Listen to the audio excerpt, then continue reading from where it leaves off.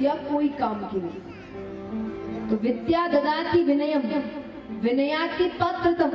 विनम्र होंगे तो अच्छे पात्र बनेंगे, आप एक अच्छे इंसान बनेंगे। क्या विनम्र है, लोगों को सुनेंगे, उन्हें समझेंगे, तो एक अच्छे पात्र बनेंगे। पात्रादि धनम, अच्छे पात्र होंगे तो अपने आप अच्छे काम करेंगे, और अच्छे कर्म करोगे तो धन पीछे आएगा ही आएगा। कहते ना, धन के पीछे दौड़ो तो नहीं मिलते, अच्छे कर्म के पीछे दौड़ो तो धन पीछे पीछे आता। तो पात्रादि धनम, धनादि धर्मम। धन होगा तो धर्म के कार्य करोगे। धर्म के कार्य करने से हजारों व्यक्ति है जिनको पुण्य मिल रहा है, तो अच्छी बात हुई। तो धन होगा लेकिन तभी कर पाओगे।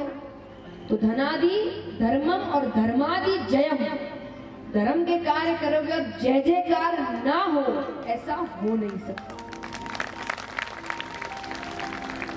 और ये सारे गुण अगर किसी में थे तो वो थे भगवान विष्णु। माता ने उनके गले में वरमाला।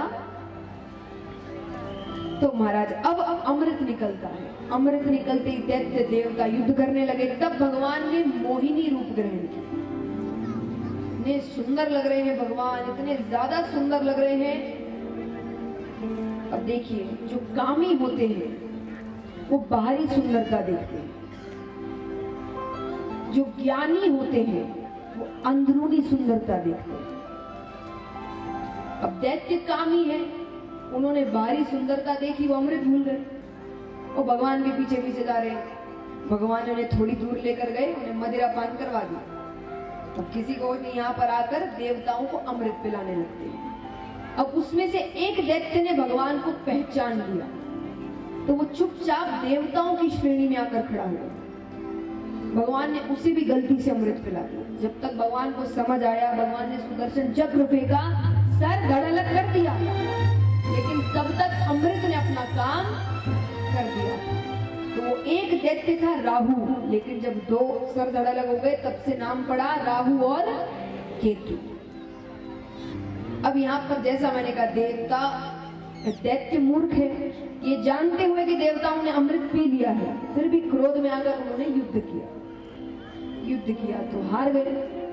3 लोग 14 भुवन देवताओं को फिर से मिल गए। अब राजा परीक्षित कहते हैं, तो क्या दैत्य चुप बैठ गए?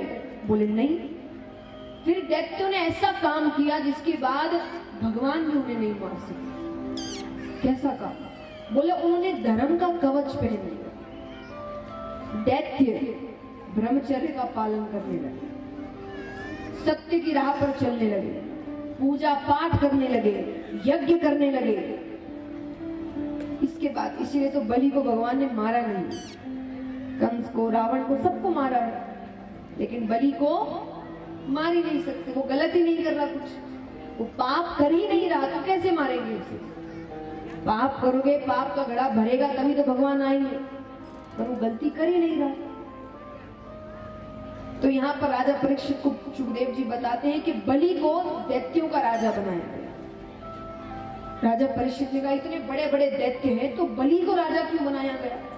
बोले क्योंकि बलि के कारण ही 3 लोग 14 भुवन फिर से मिला। बोले वो कैसे थे? बलि अपने पिछले जन्म में एक डकैत थे। एक बार उन्हें पता चला किसी गांव से कोई सेठ जी निकल रहे हैं और साथ में इतना धन लेकर जा रहे हैं कि अगर किसी ने भी चुरा लिया उसे जीवन भर चोरी करने की जरूरत नहीं।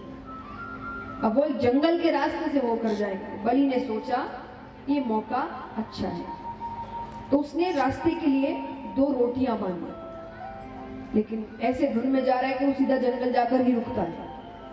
अब सेठ जी को आने में देरी थी, उन्होंने सोचा भोजन कर लेते। वो बैठता है, पोटली खोलता है, उतने में एक कुत्ता आता है, वो भूखा है, वो रोटी की ओर देख रहा है। बलि ने अपनी एक रोटी उसे दे दी। अब उससे पहले दूसरी रोटी बलि खाए, कुत्ते ने वो एक रोटी खाई, तुरंत वापस आता है, दूसरी रोटी को देख रहा है। बलि ने दूसरी रोटी भी उसे दे दी। इस पूरे कार्य को करने में कुल 24 मिनट लगे। फिर उसने जो डकैती, पूरे जीवन जो कार्य किया, पाप किए, अंत समय आया, ऊपर जाते हैं यमराज ने कहा चित्रगुप्त से क्या क्या किया इसने बताओ। बोले इसने जीवन भर पाप ही पाप किए, सिर्फ एक पुण्य, और एक नहीं, समय के अनुसार होता है वहां पर। तो उन्होंने कहा सिर्फ 24 मिनट का पुण्य किया। अच्छी बात है। यमराज ने कहा पहले क्या भुगतना चाहते हो? अब वो कुछ कहे इससे पहले पीछे से शुक्राचार्य जी जा रहे। शुक्राचार्य जी ने कहा कह दो पुण्य। बलि ने कहा पुण्य। यमराज ने कहा क्या करना चाहते हो? आपकी इच्छाएं पूरी होती है स्वर्ग में। उन्होंने कहा क्या करना चाहते हो? शुक्राचार्य जी कहते कह दो इंद्रासन पर बैठना है। बलि ने कहा इंद्रासन पर बैठना है। ठीक है, इंद्र को समझाया गया। 24 मिनट की बात है, इंद्रासन पर बैठने। अब बैठने से पहले शुक्राचार्य जी ने बलि के कानों में कुछ कहा। बलि ने कहा मैं वैसा ही करूंगा। लेकिन जैसे ही इंद्रासन पर बैठते हैं बुद्धि सब भूल जाते हैं। भोजन लेकर आओ, ये करो, अप्सराएं से कहते नृत्य करके दिखाओ। 10 मिनट बलि ऐसे ही गवा देते हैं। शुक्राचार्य जी कहते क्या करने को भेजा था, क्या कर रहा है? सोचिए कितना गुस्सा आता है ना, कोई काम करने को भेजा, व्यक्ति ऐसे समय बर्बाद करे। भगवान हर बार ऐसे ही कहते हैं, व्यक्तियों को देखते हो क्या करने को भेजा था, क्या कर रहा है। तो शुक्राचार्य जी ने नीचे देखा, एक छोटा सा पत्थर पड़ा था, उसे उठाया, खींच कर फेंक कर मारा। सर पर चोट लगी। चोट लगी तो याद आया कि क्या करना। ये दुख संकट भगवान के पत्थर होते हैं आपको, कि तुम समझ जाओ मैंने तुम्हें क्यों भेजा है। अब बलि तो समझ गए, पर हम ऐसे संसार में पड़ गए हैं कि छोटा पत्थर क्या पहाड़ भी भगवान फेंक कर मार देंगे तो भी हम समझेंगे नहीं, भगवान बड़ी दोष ठहराएंगे। पर बलि समझ गए। बलि को याद आता है। बलि कहते गुरु जी किधर आइए। शुक्राचार्य जी आते हैं, हाथ में जल दीजिए। जल देते हैं। बलि ने कहा कि ये 3 लोक 14 भुवन, इसका मालिक मैं हूं। देवताओं ने कहा 10 मिनट के लिए तो हूं।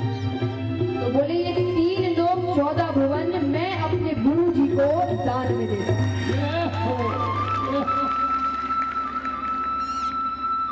3 लोक 14 भुवन दान में दे दूं। अब समय खत्म। तो यमराज ने कहा चलो नरक।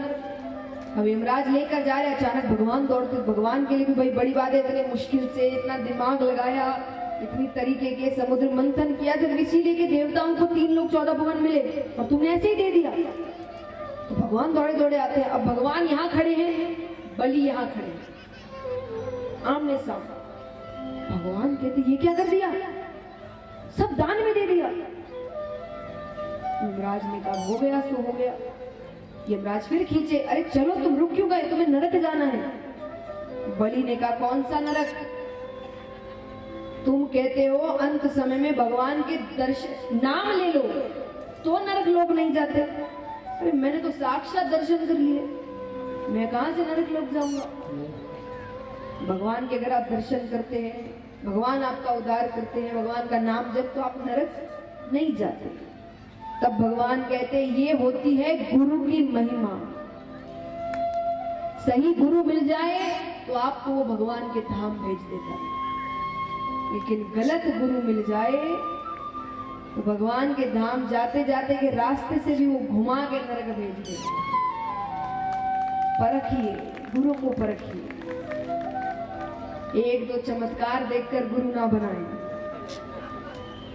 क्योंकि समय ऐसा चल रहा है कि चमत्कार को नमस्कार, ऐसा ना करें। परखिए 100 बार। गुरु वही अच्छा जो आपको भगवान से मिलाए, खुद से ना।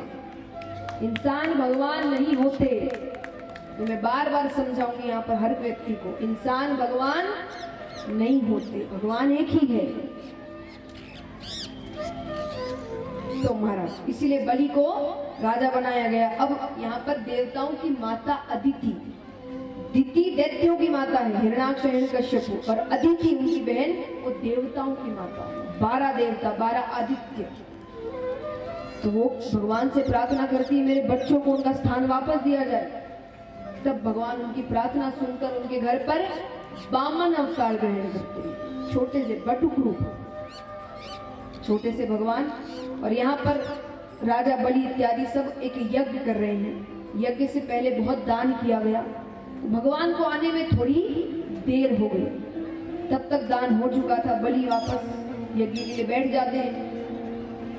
बैठते हैं उतने में ही भगवान आवाज लगाते हैं भिक्षा के लिए। आवाज सुनकर राजा खड़े होते हैं। शुक्राचार्य जी ने कहा नहीं, बैठ जाइए, अब और दान नहीं, अब यज्ञ करना है। ठीक है, मैं अब भगवान ने सोचा ऐसे कैसे होगा, उसे उठाना तो पड़ेगा मुझे। तब भगवान बलि को आवाज लगा रहे हैं, अपने पास बुला रहे हैं।